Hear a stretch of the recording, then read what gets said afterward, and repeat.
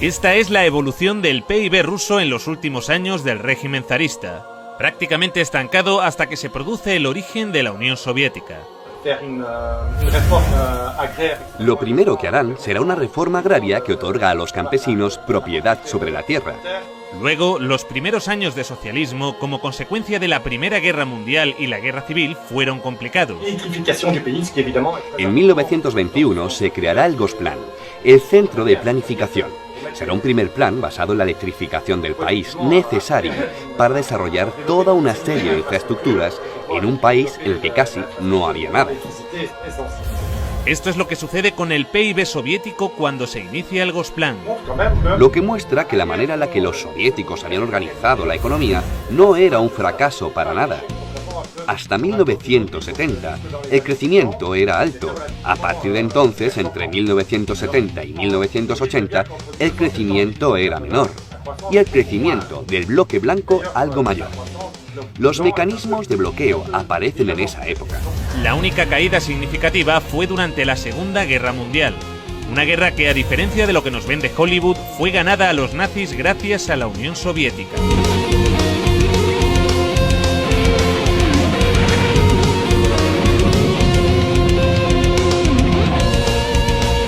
Stalingrado fue la primera gran victoria del ejército soviético.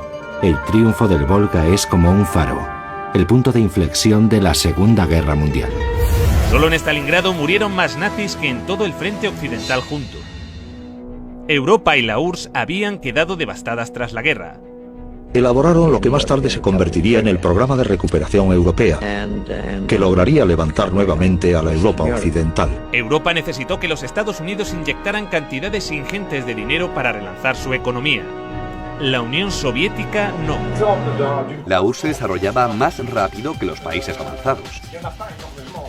No muchos países lograron cifras de desarrollo igual de rápidas. Algunos países de Asia del Este, tras la Segunda Guerra Mundial, lograron altos niveles de desarrollo, pero en la época era inigualable. En el año 1963, Rusia había pasado de un sistema monárquico con una economía agrícola atrasada a multiplicar por 52 su volumen industrial gracias a la economía planificada. La primera vez en la historia que un país alcanza tales cotas de desarrollo sin esclavizar o robar los recursos naturales de países subdesarrollados como hace Occidente. Y la calidad de su industria a menudo superaba la occidental. En la antigua Alemania del Este, la economía comunista más eficiente, las normas estipulaban que las neveras y las lavadoras debían funcionar durante 25 años. Compré esta nevera en Alemania del Este en 1985. Tiene por lo menos 24 años. Nunca he tenido que cambiar la bombilla. Tiene casi 25 años. En 1981, una fábrica de Berlín Este empezó a producir una bombilla de larga duración. Los responsables de la fábrica presentaron la nueva bombilla en una feria internacional en busca de compradores occidentales. Cuando los fabricantes de Alemania del Este presentaron estas bombillas de larga vida en la feria de Hannover de 1981, sus colegas del oeste dijeron: «Os quedaréis sin trabajo». Los ingenieros de Alemania del Este dijeron: «No, al contrario. Conservaremos nuestros trabajos si ahorramos recursos y no malgastamos tungsteno». Los occidentales rechazaron la bombilla. En 1989 cayó el muro de Berlín. La fábrica cerró y la bombilla de larga duración dejó de producirse. El socialismo logró también mejorar de manera notable la calidad de vida de los ciudadanos. La vida de los soviéticos mejora en muchas cosas: la educación, la salud, el trabajo, pero a cambio la gente paga un precio muy alto. Desde Moscú, los dirigentes del Partido Comunista gobiernan con mano de hierro los diferentes pueblos y naciones que forman la Unión Soviética. Junto a los errores y a veces horrores, los rusos comieron por primera vez con los comunistas. Tuvieron educación con los comunistas. Tuvieron sanidad con los comunistas. La esperanza de vida subió de 40 a 70 años en 4 décadas y la mortalidad infantil se redujo en casi un 90%. Entre 1920 y 1921 hay una hambruna terrible. La guerra destruye la agricultura y además la guerra se da en los territorios más fértiles. La economía planificada también logró resolver esto, tanto que el promedio de estatura aumentó, consecuencia de las mejoras en la alimentación tras la Segunda Guerra Mundial. Esta gráfica muestra los niveles de ingesta calórica per cápita en Europa y los Estados Unidos. Aquí abajo, España. Por encima de todos, la Unión Soviética.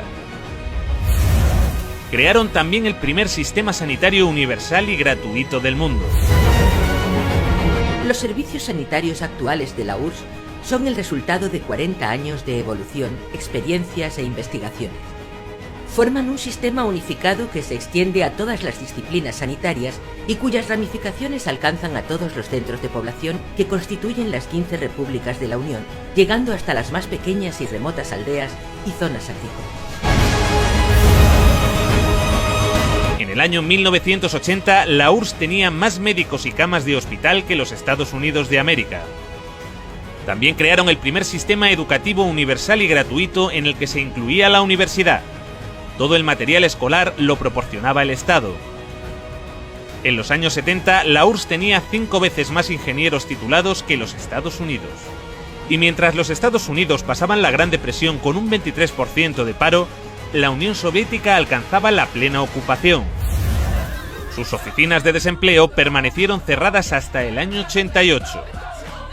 Y las condiciones laborales no estaban nada mal.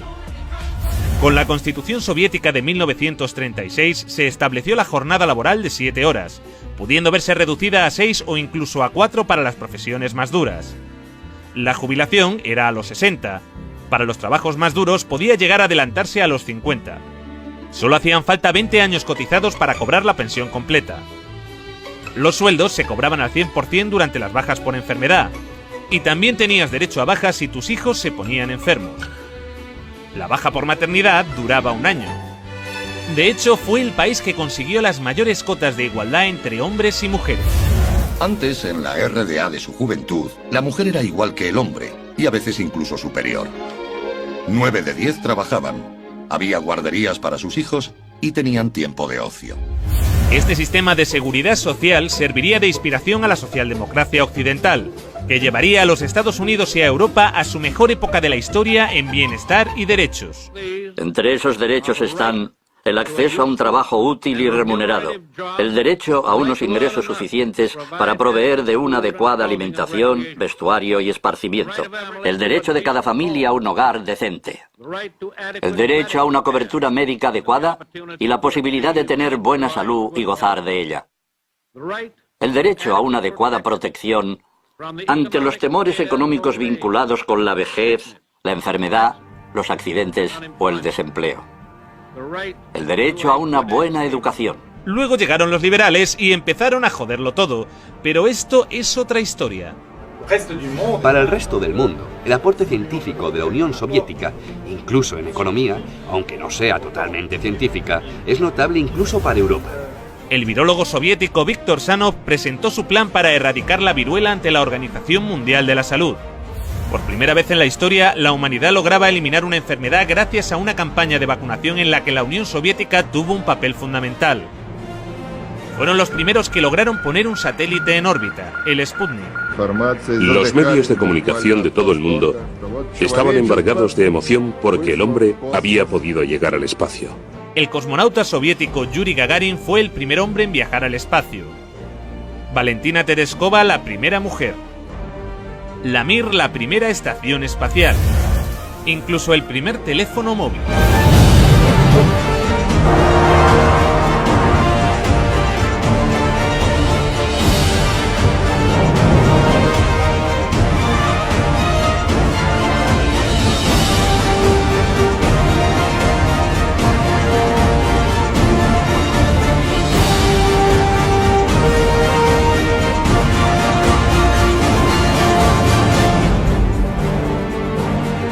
El acceso a los coches era difícil, pero el transporte público era gratuito y amplio.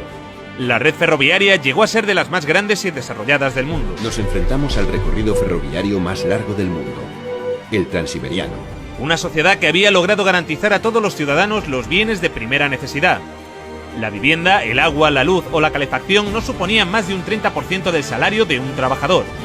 Y si no podías permitirte una vivienda, el Estado te la regalaba. En la década de los 60 surgieron bloques de apartamentos en todas las ciudades soviéticas. Claro que estábamos contentos. Esperábamos esos apartamentos como el que espera a que el pastel salga del horno. Estábamos hartos de vivir con otras familias. Cuando nos mudamos nos pareció un paraíso. Vivimos aquí desde entonces y está muy bien. En Occidente, el socialismo causaba un enorme rechazo, entre otras cosas porque al no emitir casi deuda externa, los acreedores del FMI perdían una gran oportunidad de beneficiarse de la riqueza soviética. Sin embargo, mientras Reagan intentaba vender que el socialismo era un desastre, sus propios servicios de inteligencia le llevaban la contraria. En diciembre, un estudio de la CIA indicó que la URSS experimentó un crecimiento económico continuo y una mejoría en el nivel de vida de su población durante los últimos 30 años. Estos son 3 perros, uno americano, uno polaco y uno ruso. Están de visita, ahí el perro americano les explica cómo funcionan las cosas en este país. Y les dice, si ladráis lo suficiente, alguien vendrá y os dará algo de carne. Y el perro polaco pregunta, ¿qué es la carne? El perro ruso pregunta, ¿qué es ladrar? La habilidad de la economía soviética para mantener su viabilidad ante la ausencia de importaciones es mucho mayor que la de la mayoría y posiblemente todas de las economías de otros países industrializados, asegura la CIA en su informe. Pero la aventura socialista llegaría a su fin. A principios de los años 70, las reformas de Kosygin empezaban a descentralizar la economía.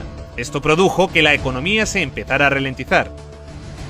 15 años más tarde, Gorbachov, para arreglarlo, decide empezar a liberalizar más el mercado. En 1985, Gorbachov llega al poder y lanza la perestroika.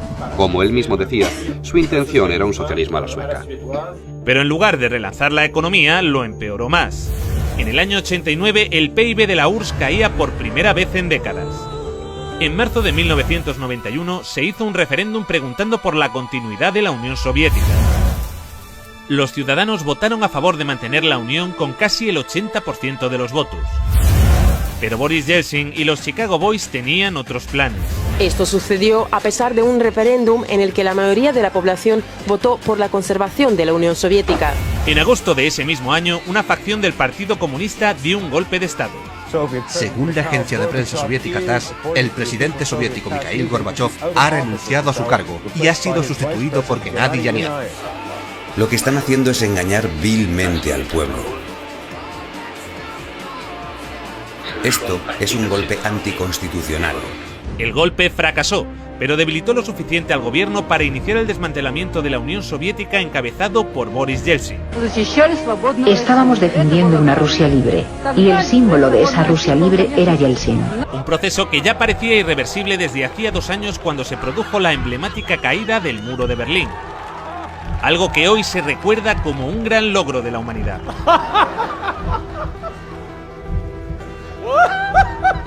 Aunque poco se habló de lo que sucedió después. El libre mercado llegó a Rusia, y con él, el caos. Se vendieron empresas estatales a precio de saldo.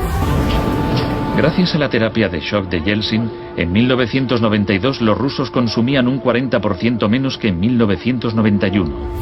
1/3 de la población había caído en la pobreza, y la gente tardaba meses en cobrar su sueldo.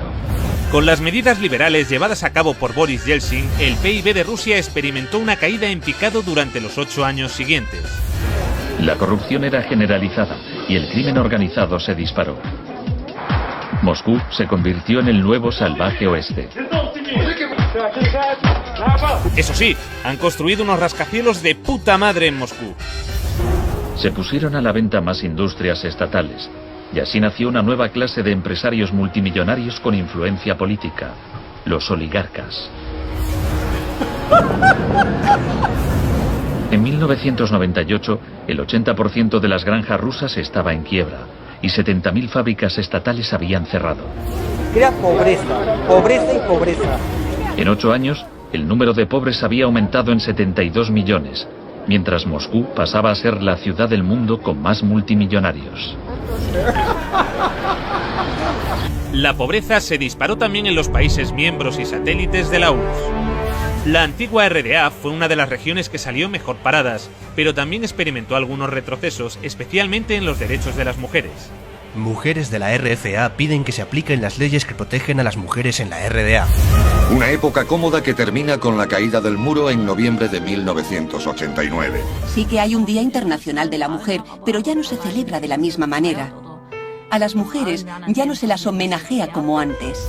Un retroceso que en ocasiones llegó a tener consecuencias trágicas. Miles de mujeres de la ex RDA se hacen esterilizar por temor a perder el empleo. Las regiones que están más al sureste de Europa o las próximas al Cáucaso pasaron a convertirse en países cuasi tercermundistas. La desintegración de la Unión Soviética ocasionó el colapso de la seguridad social de la que gozaban antes las personas mayores. Numerosos ancianos viven hoy en la pobreza. La venta de riñones por dinero fue la única opción que la mayoría de ellos tenía para poder mantener a sus familias. Es difícil conseguir un empleo en las regiones de Moldavia. He escuchado que un riñón vale $95.000, o cerca de 100.000. Nos engañaron.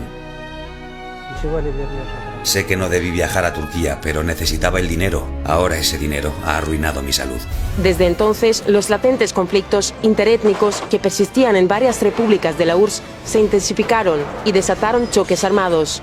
Según diferentes datos, estos enfrentamientos se cobraron las vidas de decenas de miles de personas. Millones tuvieron que refugiarse. En Rumanía, ahora es habitual ver a niños viviendo en la indigencia en las calles de Bucarest. Y aunque los acreedores occidentales del FMI se beneficiaron enormemente de que en países como este se disparase la deuda externa, el grueso de la ciudadanía en Europa tampoco fue a mejor. En Europa hay 123 millones de pobres, pero los milmillonarios han continuado creciendo. Por alguna razón, desde la caída del muro de Berlín, en Europa no hemos parado de perder derechos y calidad de vida. Esa gran amenaza, que se llamaba el comunismo y que estaba allí, obligó a los conservadores de aquí a tomar una serie de medidas. Dijeron, o les damos escuela y les damos sanidad y algo más, o aquellos del otro lado nos van a comer el turrón. Cuando cayó el telón de acero, esta amenaza desapareció.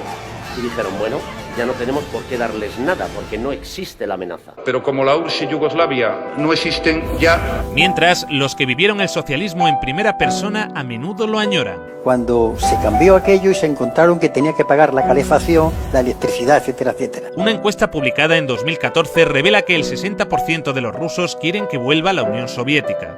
Y es verdad que se fueron, porque tenían enfrente un escaparate, pero no se cuenta la segunda parte. La segunda parte, que en la Alemania del Este, en el Berlín actual, siguen votando a los antiguos comunistas. En las elecciones federales de Alemania, el nuevo Partido Socialista Unificado de la antigua RDA gana en los distritos de Berlín que pertenecían a la zona soviética. De hecho, se habla sobre todo con nuestros abuelos. Ellos nos cuentan lo que vivieron. Y en general lo hacen de forma positiva. En esa época había menos gente muy rica y todos los demás eran iguales. La riqueza se distribuía de manera equitativa. Había una justicia social. No es como hoy en día, que hay familias con menos recursos cuyos hijos no tienen grandes oportunidades. En Asia Central, esta añoranza es aún mayor. ¿Qué opinas de tu actual generación? Nos hemos quedado huérfanos. Los países se separaron y nos perdimos. Quizá en 20 años hayan desaparecido. Creo que las cosas iban mejor antes, en la Unión Soviética. En el mejor de los casos, solo unos 600 aldeanos aún viven aquí. Pero cuando Kirguistán formaba parte de la Unión Soviética, la gente de todas partes de la República deseaba venir a este lugar. Todo funcionaba. Las fábricas, las plantas. Las personas vivían de manera igualitaria. Al comparar, yo elegiría el estado en el que vivía cuando tenía 7 años. Con la llegada de Putin al poder, la economía empezó a recuperarse. Se redujo la pobreza y la criminalidad. Pero los niveles de bienestar jamás regresaron. La desigualdad sigue en los niveles de la época de Yeltsin. La tasa de mortalidad en Rusia aún está muy por encima de los niveles de la era soviética. Y esto es en parte debido al deterioro del sistema sanitario, que ahora es de pago. No tuve que pagar por la escuela y la universidad, pero recibíamos una buena educación. Nos curaban de forma gratuita. En julio de 2010 murió de cáncer, mi prima. No pudo encontrar 30.000 rublos para una operación. Estuvo acostada varios meses. Las dolorosas inyecciones también las tuvo que pagar. De manera que sí, todo un logro la caída del comunismo. Un logro de la hostia. Гнилой фашистской нечисти загоним пулю в лоб. Вы знаете, его этот паспорт сменят туда и дорога. У меня не дорог паспорт Советского Союза. Я гражданин Советского Союза. Спасибо. Мне он дорог. У меня его сменили. Этим я паспортом недоволен, и тем я буду недоволен. А почему? Потому что Советский Союз — это моя родина. Я ее защищал. Понимаете? Сейчас другие времена, и ценности другие стали. Но та страна милее нам. Мы за нее тогда сражались. Поняли? Молодой человек. И пока я жив, мое сердце принадлежит большому, сильному государству, Советскому Союзу, где людей не убивали, решеток на окнах не было, замков не было. Сейчас, вы знаете что, звериник, друг друга убивают, одевают. Не было у нас. У нас на фронте были рядом грузины, армяне, азербайджанцы, казахи, евреи, кто угодно. Мы жили вот так, поняли? Вот с одного котелка ели. А теперь что? Мы друг другу в спину нож суем. Почему? Почему? Знаете почему? Потому что этот дикий капитализм принес нам горе и беду. Этот дикий капитализм, который не знает никаких преград перед долларом. Через сына может переступить отец или мать. И наоборот, мать через сына за эти доллары. Когда заказывает жена убить мужа за доллары. Вы смотрите, что творится. Уму непостижимо. Мы духовно беднеем. Причем с каждым днем. Поверьте мне, такая власть долго стоять не будет. Поздно ли рано что-то случится, но так нельзя. Вот я инвалид, Великая Отечественной войны, живу в коммуналке. Можете представить? Вот вам все.